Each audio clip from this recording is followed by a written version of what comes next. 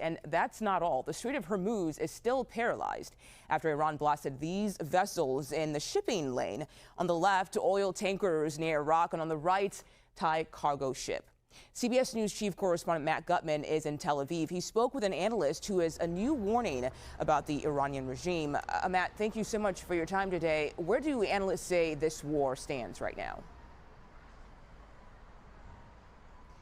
It seems they are saying that this is now, the ball is in Iran's court, that they have control of the message, they have control of the pace, and perhaps even the outcome, Mugo. And that's because of the Strait of Hormuz and the Persian Gulf, right? They have demonstrated, well, it began with a threat. They threatened that if the war continues, they will close the strait, that not a drop of oil will go through the Strait of Hormuz and out of the Persian Gulf, through which 20% of the world's oil flows, but also about 30% of the world's fertilizer and a sizable proportion of its liquefied natural gas, that it's going to stop it. And it did. And now we're seeing these ships start to go up in flames out of nowhere, right? Without warning, there are missiles hitting them, there are drones hitting them, and there is nothing that the U.S. and Israel can do right now to stop it, it seems. And that was a very clear signal. We are also learning about Iran's capabilities. It can use these underwater UAVs, which can lurk underwater for many, many hours. It can use these anti-ship missiles, which can be fired from 100 miles inland, not on shore, targeting those ships with devastating effect. It has UAVs and drones. And so its options are numerous and the cost is low. It does not take very much money to harass all those shippers. And it's not just the threat for the individual ships. What happens is that the insurers who allow these ships to come back and forth right now are saying, no, we are not going to insure anyone when these ships are getting blown up. And that is creating a massive bottleneck in the Persian Gulf. 500 tankers are stuck there, about 4,000 total vessels. We're not sure how many are commercial, but many of them. And that is gumming up the entire works of the world's supply chain right now, which means everything, everywhere, very soon is likely to get more expensive. And that puts a lot of pressure on Israel and the U.S. to find an off-ramp for this war, Mugo. Oh, yeah, it definitely does. Matt, Israel says they are prepared to start seizing territory in Lebanon. What can you tell us about the Israeli operations that are happening out there? So we talked about Iran's long-term strategy, right? That they've been planning this for a long time. This is what they've been preparing for. And one of the ways that they've been preparing for this for decades is by building up what they call the Ring of Fire. These are proxies that they pay for, help arm across the region. One of them, the biggest, the crown jewel of their proxies, has been Hezbollah. Very capable fighters, pretty significant amount of munitions, some of it very sophisticated. Israel thought that it crushed Hezbollah in 2024, but Hezbollah showed some pretty significant capacity over the past few days, launching dozens and even hundreds of rockets and drones at Israel. Israel has been fiercely attacking its stronghold in Beirut. There are about 800,000 people who've been forced from their homes. And Iran's strategy is to use Hezbollah in Lebanon to take the burden off of Iran, because if Israel's focusing its fire and its air force on Lebanon in a pretty significant way, Israel's talking about many dozens of sorties a day, up to 100. That means that many planes can't fly to Tehran and attack there. And so this is part of this grand strategy. We've also seen the Iraqi proxies of Iran fire and take fire from Israel and the U.S. And so they're trying to relieve the pressure from Iran. But that is growing into a very significant secondary theater of this war. Hundreds of people have been killed. And despite the fact that Israel has pummeled positions in southern Lebanon, in Beirut itself, Hezbollah still seems to be at least somewhat capable to get out into these open areas, fire those rockets and missiles and drones, and keep most of northern Israel in bomb shelters. Last night, it was pretty much the entire night, Mugo. Wow. Okay, Matt Gutman in Tel Aviv for us today. Thank you so much for your time. Meanwhile, oil prices continue to rise, and that's despite announcements from the U.S. and others that some strategic reserves are being tapped. Let's bring in senior writer at Barron's, Avi Salzman, for us today. Avi, thank you so much for your time. So the U.S. says it will release 172 million barrels of oil. So why aren't we seeing more of an immediate impact when it comes to oil prices? The impact of releasing the reserves probably won't drive oil prices too much lower, because about half of it only covers about half of the supply loss from the closure of the Strait of Hormuz. If you include the strategic releases, the diversion of some waterway oil to pipelines in Saudi Arabia, and a few other measures, we're still in kind of a crisis situation where at least 10 million barrels of oil per day are off the market. Mm. Iran's new supreme leader has threatened to block the Strait of Hormuz. His statement was actually read earlier today by a broadcaster on Iranian state media. And you've written about why unblocking the critical oil route is so complex at this point. Can you tell us more about that? Yeah, that's right, Muga. Uh, this has been a problem that U.S. Military experts have been trying to game plan for years. It's kind of a nightmare scenario, not because Iran has, all their munitions. Far from it. Obviously, the U.S. and Israel have destroyed most of them, but they have kind of a multi-layered ability to make the strait untrafficable. They can put mines in the strait, and we've heard reports that there are already mines there. They can shoot ships from the shore. They can use drones, and they can attack with, even with small fishing-like vessels packed with explosives. So right now, cargo ships and oil tankers are simply unwilling to go through the strait, even though there have been some promises that the U.S. could backstop their insurance market, that kind of thing. It's just too dangerous right now. And the strait is so narrow that this is the kind of thing that Iran could hold for weeks, potentially even months, with relatively few munitions, or at least large-scale munitions. And we've talked about Americans feeling the pain of all of this at the gas pump, but I want to go even further. What kind of damage can be done to the U.S. economy the longer this blockade goes on for? Yeah, a lot of that depends on just how high oil prices spike. Obviously, the administration is extremely focused on trying to reverse that. Right now, it looks like those efforts have been at best partially successful. I mean, oil is not at like $150, but if it were to get to that level and be sustained there for weeks, that could tip the U.S. and the global economy into recession. There are just too many economic inputs that depend on oil, and prices at that level basically doubling within a matter of months. That's led to recessions before. We've just seen it in the data, and that could definitely happen here. Okay, Avi Salzman, thank you so much for your insight today. We appreciate it. Thank you. What is the administration saying right now about rising gas prices? Yeah, and that's certainly something that we've been talking about on our air, those rising gas prices, in large part in response to the rising oil prices. The president and other officials have been telegraphing tapping the Strategic Petroleum Reserve, some 172 million barrels of oil that will be taken out and put on the global market, in large part to help tamp down some of those prices.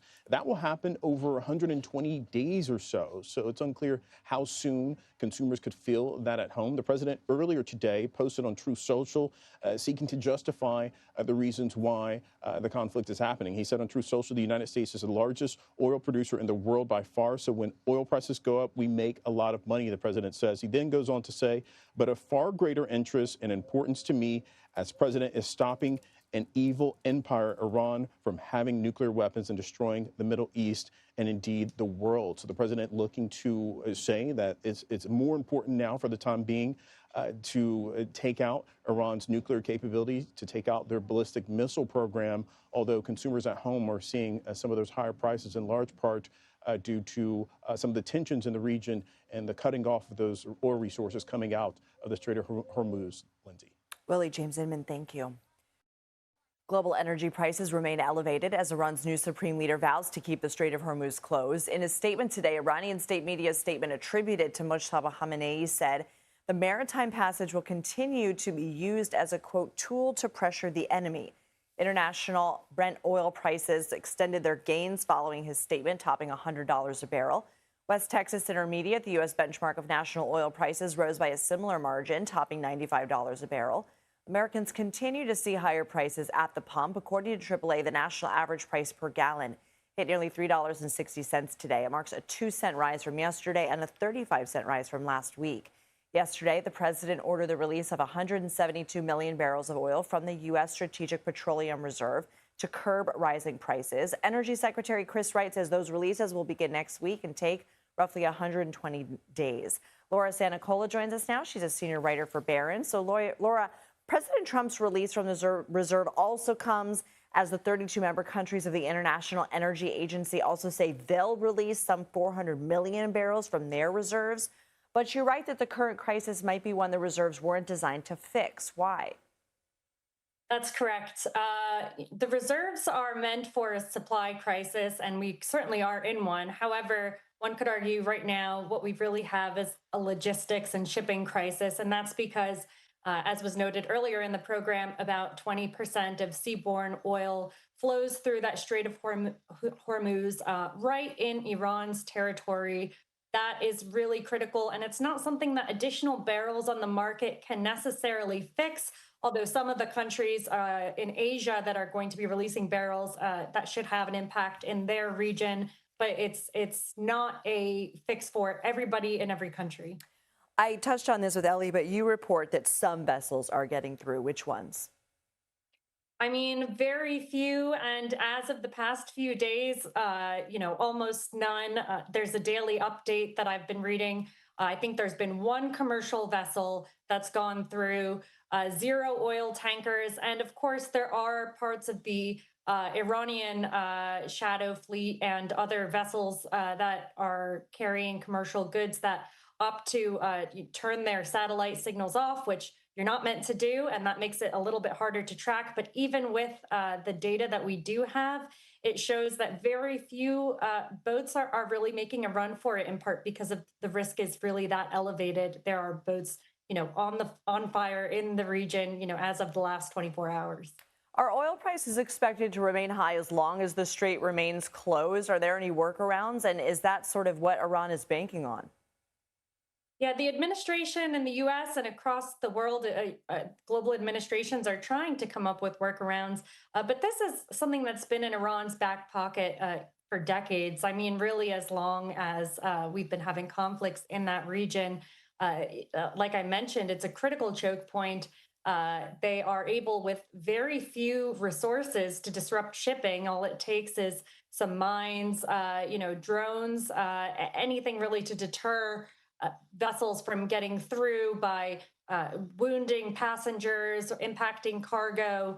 It doesn't have to be something big and fiery, but it's enough to control a very, very, very narrow waterway that's directly in their region. So yes, what the world really needs for prices to go down is the strait to be reopened, because unlike in 2022, when we put sanctions on Russian energy and oil prices spiked, oil markets are fungible. There were workarounds that were able to be done. Here, it's a very narrow, 1 mile that ships can really get through that strait. 20% of global oil needs to get through it. It's really key for that to be resolved quickly. Laura Santacola, thank you. We turn now to our Matt Gutman, who joins us from Tel Aviv. Matt, tell us what you know.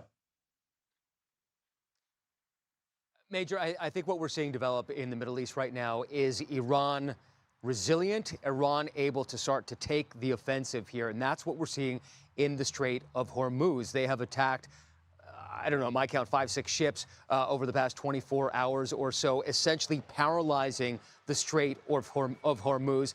And they've done it at very low cost. They're using missiles that are not very expensive. They're fired from up to 100 miles inland, so you can't see them. They are not easy to detect.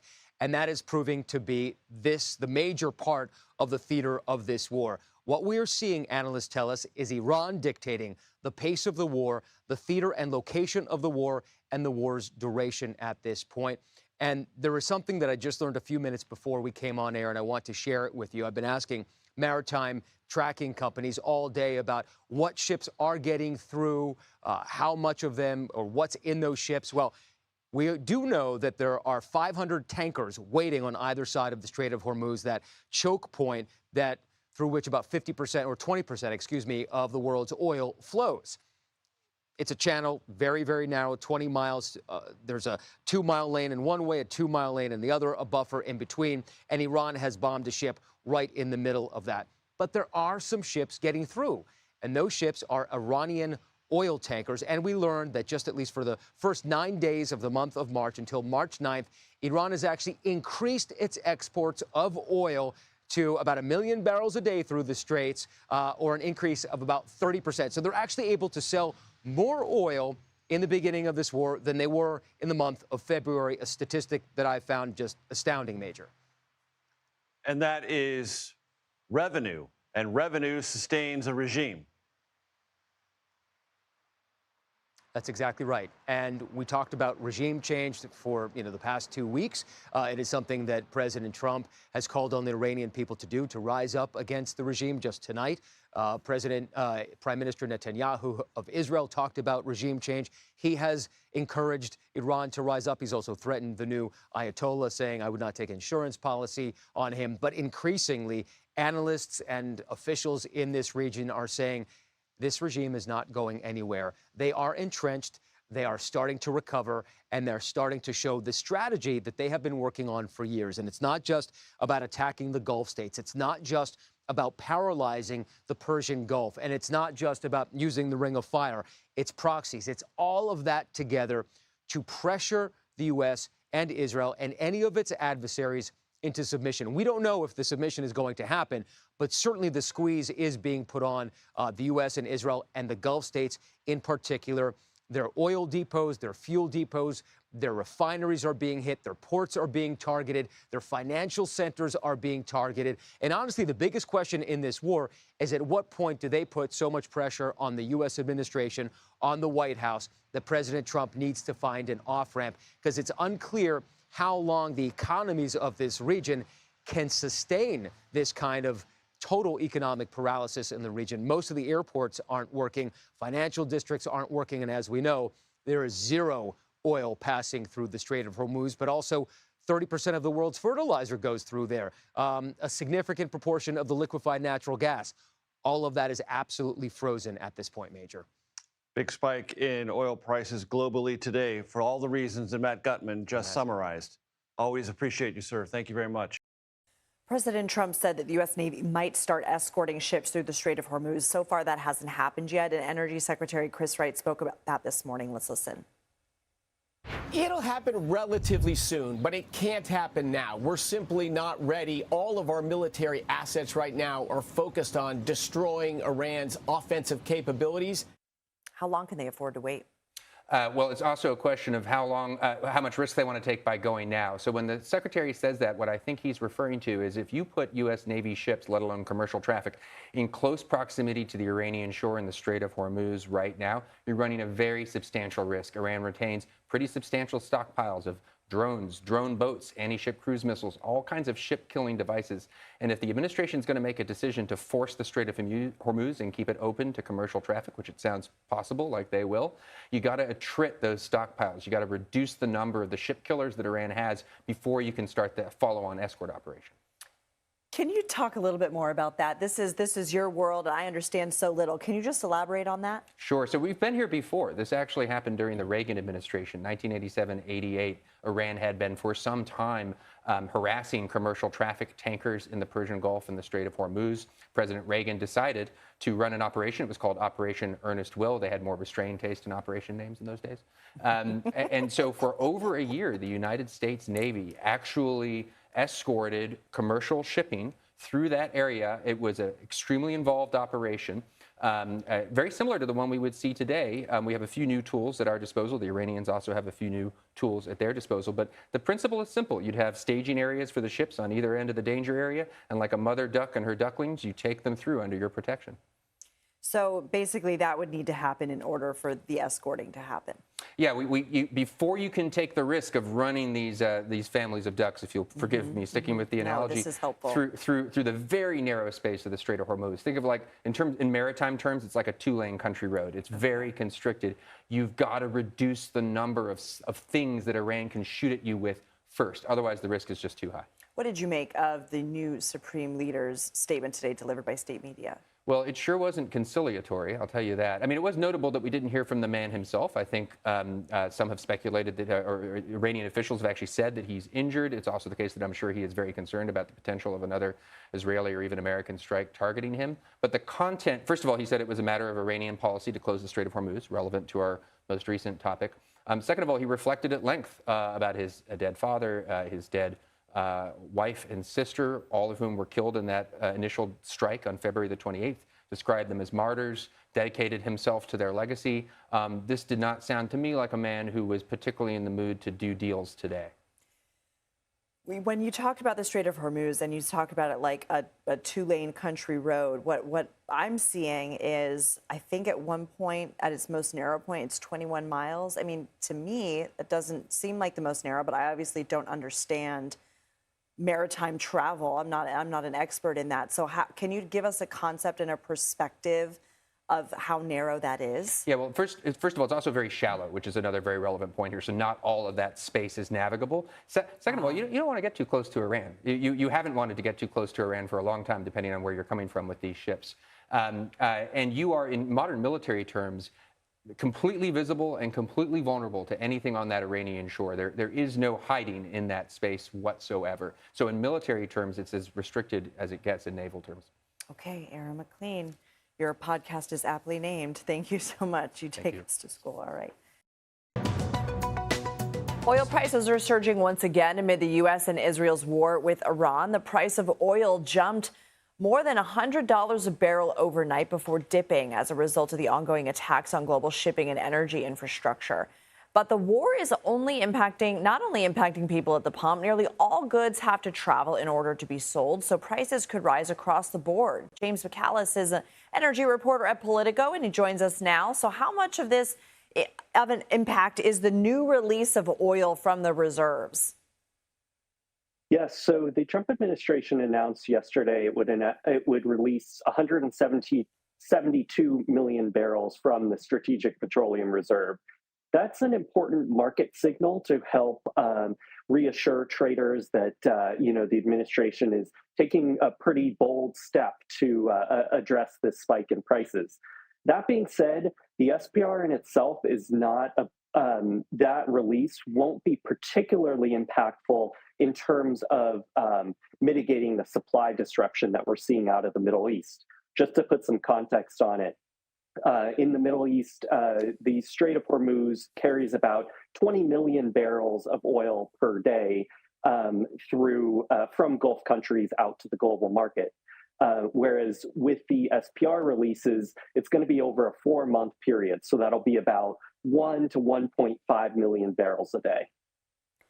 So obviously it's hard to track. No one has a crystal ball, but what are sources telling you about how much worse it could get before it gets better? Yeah, well, the energy secretary this morning, was asked about whether we might see $200 barrel oil, and he denied that. He said it was unlikely, but a lot of sources that I speak to in the industry are worried that we might be headed in that direction. The Strait of Hormuz, which is this critical oil choke point, is still closed essentially. Iran continues to strike tankers, and this morning the new Ayatollah issued a new threat saying that it was going to keep the strait closed. And that's really at the crux of this oil price issue. If the strait doesn't get reopened anytime soon, we could see oil getting up to those $150, $200 a barrel levels. James McCallis, thank you. Thanks.